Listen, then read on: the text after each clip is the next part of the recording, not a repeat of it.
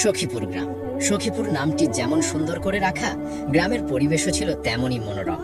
সবুজ ধান ক্ষেত আর শান্ত নদীর ধারে এই গ্রামের সবচেয়ে প্রজ্ঞাবান মানুষটি ছিলেন আব্দুল করিম। তার বয়স হয়েছে, কিন্তু বুদ্ধি আর রসবোধ ছিল তরুণের মতো তীক্ষ্ণ। তিনি ছিলেন গ্রামের মসজিদের ইমাম এবং সকলের ভরসার স্থল। তার মুখে সবসময় একটি হাদিস বা একটি মজার গল্প লেগে থাকত। আব্দুল করিমের সবচেয়ে প্রিয় সম্পদ ছিল তার সাদা উটটি, যার নাম তিনি দিয়েছিলেন বারাকা। বারাকা মানে বরকত। উটটি ছিল যেন বরকতেরই প্রতীক। দুধ দিত প্রচুর, আর তার গতি ছিল বাতাসের মতো। আব্দুল করিম প্রায়ই বলতেন, বারাকা শুধু উট নয়, এই হলো আল্লাহর দেওয়া এক চলমান নিয়ামত। কিন্তু এই নিয়ামতের দিকে কুনজর ছিল গ্রামের 3 অলস ও লোভী যুবকের, দিলওয়ার, কামাল এবং সাখাওয়াত। দিলওয়ার ছিল দলের মস্তিষ্ক, কামাল ছিল তার ডান হাত, আর সাখাওয়াত ছিল কেবলই একটি বোকা হাঁস যে শুধু মাথা নাড়তে জানত। তাদের একমাত্র কাজ ছিল গাছের নিচে শুয়ে শুয়ে অন্যের সম্পদ হাতিয়ে নেওয়ার ফন্দি আটা। একদিন দিলওয়ার বারাকাকে দেখে দীর্ঘশ্বাস ফেলে বলল, আহা, এই উটটা যদি একবার আমাদের হাতে আসতো, বিক্রি করে যে টাকা পাবো তা দিয়ে বাকি জীবনটা আর ফজরের নামাজ পড়তে উঠতে হতো না। কামাল বলল, চুরি করা অসম্ভব, চাচা তো সবসময় আল্লাহু আকবার বলে চলেন, ওনার কাছে শয়তানও ঘেঁষে না। তখন দিলওয়ার তার শয়তানি ফন্দিটি বলল, চুরি নয়, আমরা চাচার মন চুরি করব। আমরা 3 জন আলাদা আলাদা সময় চাচার সামনে গিয়ে উটটিকে অন্য প্রাণী বলে দাবি করব। বারবার একই মিথ্যে শুনলে চাচার মনে সন্দেহে জন্মাবে। তিনি ভাববেন হয়তো তার দৃষ্টিশক্তি কমে গেছে, আর উটটিকে মূল্যহীন মনে করে ছেড়ে দেবেন। সাখাওয়াত, যে কিনা দলের মধ্যে সবচেয়ে বোকা, সে আনন্দে লাফিয়ে উঠে বলল, দারুণ বুদ্ধি! চাচা যখন উটটিকে গাধা মনে করে ছেড়ে দেবেন, তখন আমরা সেটা নিয়ে পালাবো। পরের দিন সকালে ফজরের নামাজের পর আব্দুল করিম তার উট বারাকাহকে নিয়ে পাশের গ্রামে একটি দিনী দাওয়াতের উদ্দেশ্যে রওনা হলেন।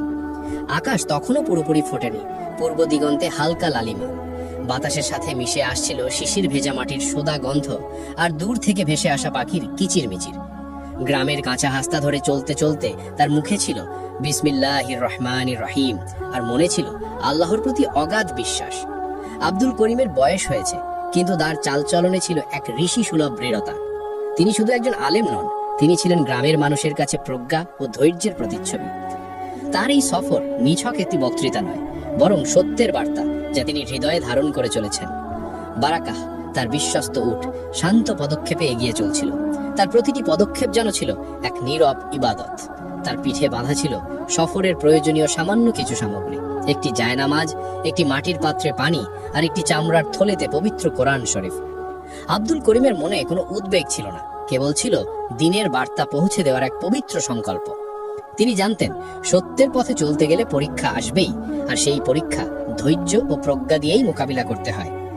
তিনি গ্রামের শেষ সীমানা পেরিয়ে যখন জনমানবহীন একটি খেজুর বাগানের পাশ দিয়ে যাচ্ছিলেন, ঠিক তখনই প্রথম ঠকবাজ দেলোয়ার পথ আটকালো। দেলোয়ার ছিল গ্রামের পরিচিত এক অলস যুবক, যার জীবন চলত লোক দেখানো ধার্মিকতা আর কূটবুদ্ধি নিয়ে। তার চোখে ছিল ঈর্ষা, কারণ আব্দুল করিমের সম্মান ছিল তার কাছে অসহনীয়। সে এমনভাবে ভান করল যেন সে খুব ধার্মিক এবং আব্দুল করিমের ইবাদতের প্রতি তার গভীর চিন্তা। দেলোয়ার দ্রুত এগিয়ে এসে প্রায় হাঁটু গেড়ে বসার ভঙ্গিতে বিনয়ের চরম অভিনয় করে বলল, আসসালামু আলাইকুম চাচা, আপনি এই কুকুরটি নিয়ে কোথায় যাচ্ছেন? আপনি তো জানেন কুকুর স্পর্শ করলে অজু ভেঙে যায়, বিশেষ করে এই ধরনের নোংরা লোমশ কুকুর। আপনার মতো একজন আলেম কিভাবে এই নাপাক প্রাণীটিকে সঙ্গে নিয়ে চলছেন? আপনার ইবাদতের নূর কি কমে যাবে না? আপনার এই সফর কি বরকতহীন হয়ে যাবে না? তার কণ্ঠে ছিল উদ্বেগ, আর চোখে ছিল কপট ভক্তি, যা তার মিথ্যাকে আরো বিষাক্ত করে তুলছিল। আব্দুল করিম মুহূর্তের জন্য থামলেন। তার হৃদয়ে কোনো রাগ বা বিরক্তি জন্মালো না। তিনি কেবল গভীরভাবে শ্বাস নিলেন। তিনি বারাকাহার পিঠে আলতো করে হাত রাখলেন। উটটিও যেন তার মালিকের শান্ত স্পর্শে আশ্বস্ত হলো। আব্দুল করিম দেলোয়ারের চোখে চোখ রাখলেন। তার ঠোঁটে এক মুচকি হাসি ফুটে উঠল, যা প্রজ্ঞা ও করুণায় মিশ্রিত। তিনি দেলোয়ারের দিকে তাকিয়ে শান্ত কিন্তু দৃঢ় কণ্ঠে বললেন, ওয়া আলাইকুম আসসালাম বাবা, তোমার উদ্বেগ দেখে ভালো লাগলো, তবে তুমি হয়তো ভুল দেখছো। এটি আমার উট বারাকা, সে আমার দীর্ঘদিনের সঙ্গী এবং আল্লাহর এক পবিত্র দান। তিনি সামান্য বিরতি নিয়ে দেলোয়ারের দিকে ঝুঁকে এলেন। তার কণ্ঠস্বর এবার আরো গভীর হলো, যেন প্রতিটি শব্দ দেলোয়ারের অন্তরে আঘাত হানছে। তবে তোমার কথা শুনে মনে হচ্ছে তোমার দৃষ্টিতে আজ হারামের ধুলো জমেছে। কারণ যে ব্যক্তি জেনে বুঝে মিথ্যা বলে তার চোখে সত্যের আলো প্রবেশ করে না। মিথ্যা হলো এমন এক পর্দা যা মানুষকে সত্য ও মিথ্যার পার্থক্য ভুলিয়ে দেয়। আমাদের অন্তর হলো একটি আয়নার মতো। যখন আমরা মিথ্যা বলি তখন সেই আয়নায় কালির প্রলেপ পড়ে, আর সেই কালিমা যখন গাঢ় হয় তখন উটকেও কুকুর বলে মনে হয়। তুমি মিথ্যা বলছো, তাই উটকে কুকুর দেখছো। যাও, আগে তওবা করে আসো, তোমার অন্তরের কালিমা দূর করো। ইনশাআল্লাহ তোমার দৃষ্টি পরিষ্কার হবে এবং তুমি বারাকাহকে তার আসল রূপে দেখতে পাবে। দেলোয়ারের মুখ ফ্যাকাশে হয়ে গেল। তার কপট ধার্মিকতার মুখোশ যেন মুহূর্তেই খসে পড়ল। আব্দুল করিমের কথাগুলো তার অন্তরের দুর্বলতম স্থানে আঘাত করেছিল। সে আর কোনো কথা বলার সাহস পেল না। লজ্জিত হয়ে মাথা নিচু করে দ্রুত পাশের খেজুর বাগানের আড়ালে সরে পড়ল। আব্দুল করিম দীর্ঘশ্বাস ফেললেন। তিনি বুঝলেন এটা নিছক ভুল বা বিচ্ছিন্ন ঘটনা নয়, এটা একটি সুপরিকল্পিত ষড়যন্ত্র। কেউ একজন এই যুবককে তার প্রজ্ঞা ও বিশ্বাসকে টলিয়ে দেওয়ার জন্য লেলিয়ে দিয়েছে। এই পরীক্ষাটি ছিল তার ভেতরের সত্যের আলো কতটা উজ্জ্বল তা যাচাই করার জন্য। তিনি মনে মনে আল্লাহর কাছে সাহায্য চাইলেন এবং তার প্রজ্ঞা কাজে লাগানো নিশ্চিত করলেন। তিনি স্থির করলেন এই মিথ্যাবাদীদের উদ্দেশ্য যাই হোক না কেন, তিনি তার গন্তব্যে পৌঁছাবেন এবং সত্যের বার্তা প্রচার করবেন। তিনি বারাকাহার পিঠে হাত বুলিয়ে দিলেন এবং দৃঢ় পদক্ষেপে সামনের দিকে এগিয়ে চললেন। তার হৃদয়ে তখন এক নতুন সংকল্পের আলো, আর মুখে সেই চিরন্তন প্রার্থনা, আল্লাহুম্মা ইন্নী আউযু বিকা মিনাল খুবুসি ওয়াল খাবাইস। হে আল্লাহ, আমি তোমার কাছে আশ্রয় চাই সকল মন্দ ও অপবিত্রতা থেকে। এই পরীক্ষা তাকে আরো শক্তিশালী করে তুলল, কারণ তিনি বুঝতে পারলেন সত্যকে চেনার জন্য শুধু বাইরের চোখ নয়, ভেতরের চোখকেও পরিষ্কার রাখতে হয়। আর মিথ্যা তা যত রূপী ধরুক না কেন, প্রজ্ঞার সামনে তা সর্বদা দুর্বল। প্রায় 1 ঘন্টা চলার পর যখন আব্দুল করিম ভাবছিলেন যে তিনি হয়তো এই পরীক্ষা পার হয়ে এসেছেন, ঠিক তখনই দ্বিতীয় ঠকবাজ কামাল সামনে এলো। কামাল ছিল দেলোয়ারের চেয়েও বেশি ধূর্ত ও বাকপটু। সে জানতো কিভাবে মিষ্টি কথায় মানুষকে বিভ্রান্ত করতে হয় এবং কিভাবে মানুষের অহংকারে আঘাত করতে হয়। কামাল খুব বিনয়ের সাথে প্রায় একজন শিষ্যের মতো আচরণ করে কথা শুরু করলো। তার চোখে ছিল চতুরতা, কিন্তু মুখে ছিল মধু। সে বলল, চাচা, মাশাআল্লাহ, আপনার এই গাধা কি তো বেশ তেজি। এর চালচলন দেখে মনে হচ্ছে এটি খুব শক্তিশালী। কিন্তু আপনি এত মূল্যবান উট থাকতে কেন এই সাধারণ গাধার পিঠে চড়ে ধর্মীয় সম্মেলনে যাচ্ছেন? আপনার উটটি কি অসুস্থ? মানুষ দেখলে কি ভাববে? তারা কি বলবে না যে আব্দুল করিমের উট কেনার সামর্থ্য নেই? আপনার সম্মান কমে যাবে না? আপনার মতো একজন সম্মানিত আলেমের জন্য এটি কি মানানসই? আব্দুল করিম এবার আর মুচকি হাসলেন না। তিনি কপালে সামান্য ভাঁজ ফেলে কিছুটা চিন্তিত হওয়ার ভান করলেন। তিনি বারাকার দিকে তাকালেন, তারপর কামালের দিকে। তিনি বললেন, বাবা, এটা উট, কিন্তু তুমি আর তোমার আগের বন্ধু দুজনেই একই কথা বলছো।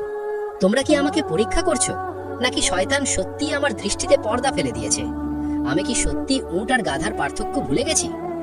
তিনি বারাকাহার লাগাম শক্ত করে ধরলেন এবং কামালের দিকে এক ঝলক তীক্ষ্ণ দৃষ্টি দিলেন।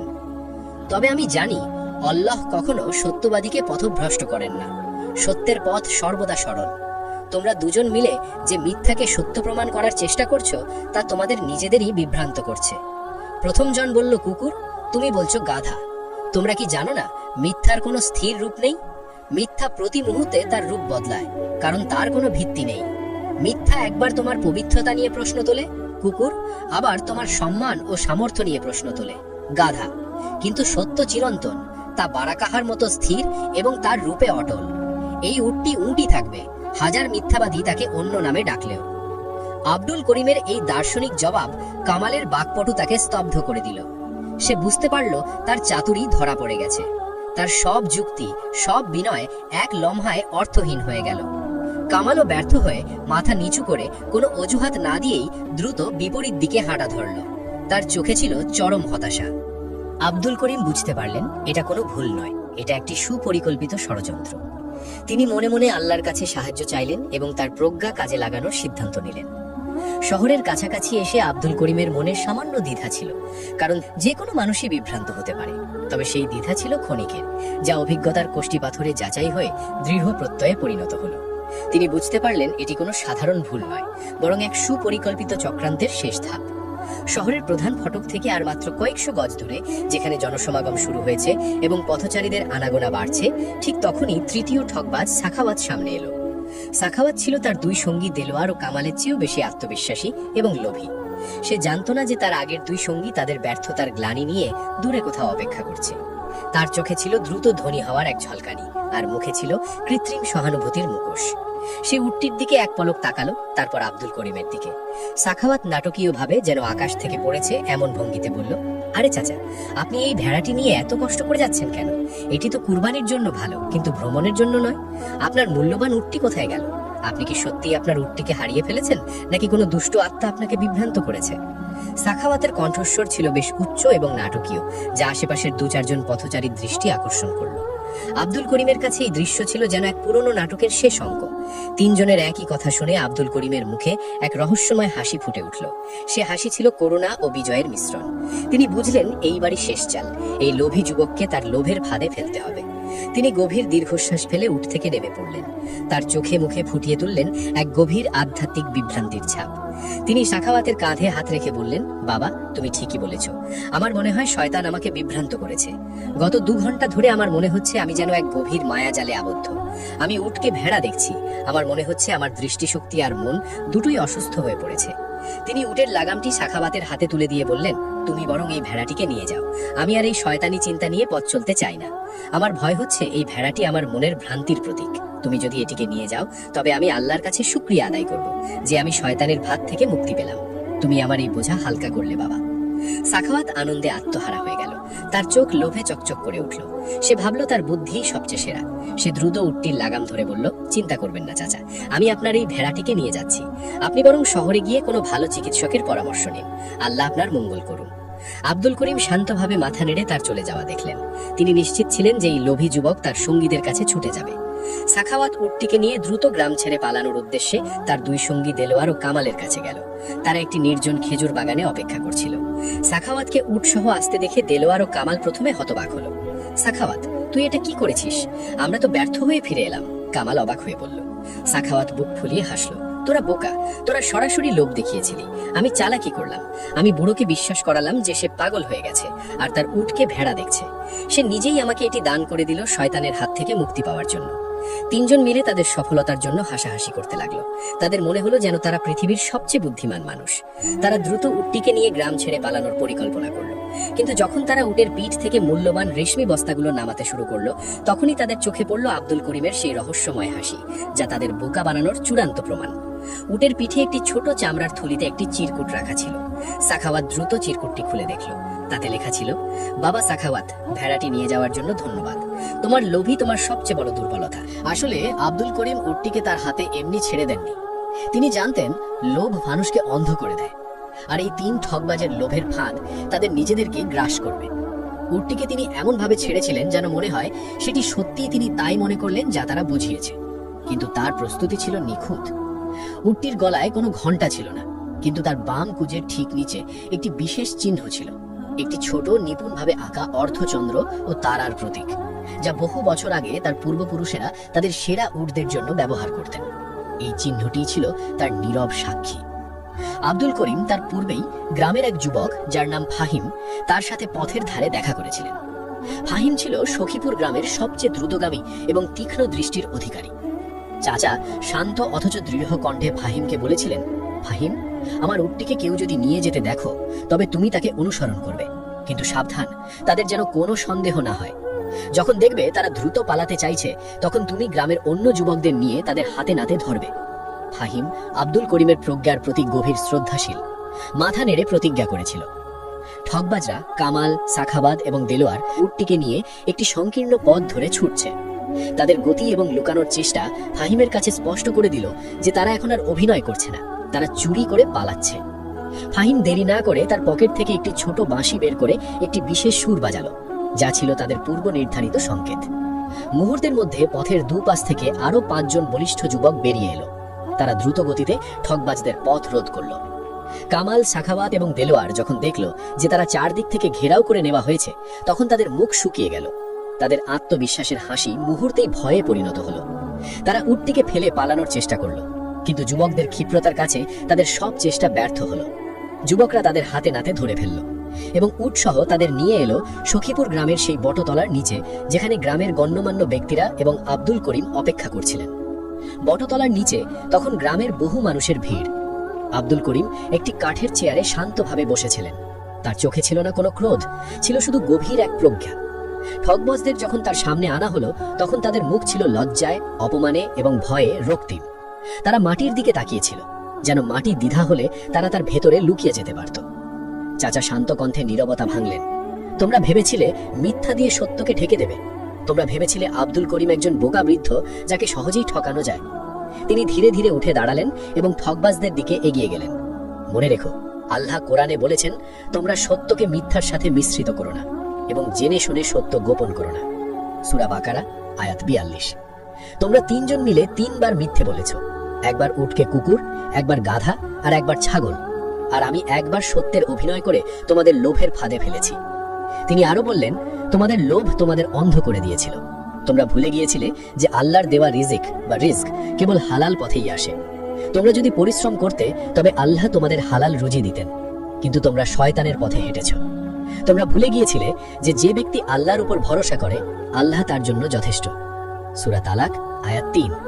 আমি আমার উটটিকে ছেড়ে দিয়েছিলাম, কিন্তু আমি আল্লাহর উপর ভরসা রেখেছিলাম। আমি জানতাম আমার বারাকা বা আমার প্রতি আল্লাহর দেওয়া আশীর্বাদ কখনো মিথ্যা বা চুরির মাধ্যমে নষ্ট হতে পারে না। তাই আমার বারাকা আমার কাছে ফিরে এসেছে। আব্দুল করিমের কথাগুলো ছিল তীরের ফলার মতো তীক্ষ্ণ, কিন্তু তার কণ্ঠস্বর ছিল পিতার মতো স্নেহময়। গ্রামের মানুষজন নীরবে তার প্রজ্ঞা শুনছিল। ঠগবাজরা আর নিজেদের ধরে রাখতে পারল না। কামাল, যে ছিল তাদের মধ্যে সবচেয়ে চতুর, সে কেঁদে উঠল এবং আব্দুল করিমের পায়ে লুটিয়ে পড়ে ক্ষমা চাইল। সাখাবাত ও দেলোয়ারও অনুতপ্ত হয়ে প্রতিজ্ঞা করল যে তারা আর কখনো ঠগবাজি করবে না এবং হালাল রুজির সন্ধানে কাজ করবে। আব্দুল করিম তাদের ক্ষমা করে দিলেন। তিনি যুবকদের বললেন তাদের বাঁধন খুলে দিতে। তিনি তাদের দিকে তাকিয়ে বললেন, যাও, তোমাদের ক্ষমা করা হলো। কিন্তু মনে রেখো, এই ক্ষমা আল্লাহর কাছে তোমাদের প্রতিজ্ঞা। আজ থেকে তোমরা নতুন জীবন শুরু করো, পরিশ্রম করো, আল্লাহ তোমাদের সহায় হবেন। তিনি প্রত্যেকের হাতে কিছু অর্থ তুলে দিলেন, যা তাদের সৎ পথে চলার প্রথম পুঁজি হিসাবে কাজ করবে। এই ঘটনার পর সখীপুর গ্রামে শুধু শান্তি ফিরে এলো না, আব্দুল করিমের প্রজ্ঞা ও উদারতা এক নতুন দৃষ্টান্ত স্থাপন করল। সবাই বুঝতে পারল, মিথ্যা দিয়ে সাময়িক লাভ হলেও চূড়ান্ত বিজয় সবসময় সত্য, প্রজ্ঞা এবং ক্ষমারই হয়। আর কামাল, সাখাওয়াত ও দেলোয়ার, যারা একদিন ঠগবাজ ছিল, তারা কঠোর পরিশ্রমী এবং সৎ মানুষ হিসাবে সমাজে পরিচিতি লাভ করল। তাদের পরিবর্তিত জীবন সখীপুর গ্রামের মানুষের কাছে এক জীবন্ত শিক্ষা হয়ে রইল।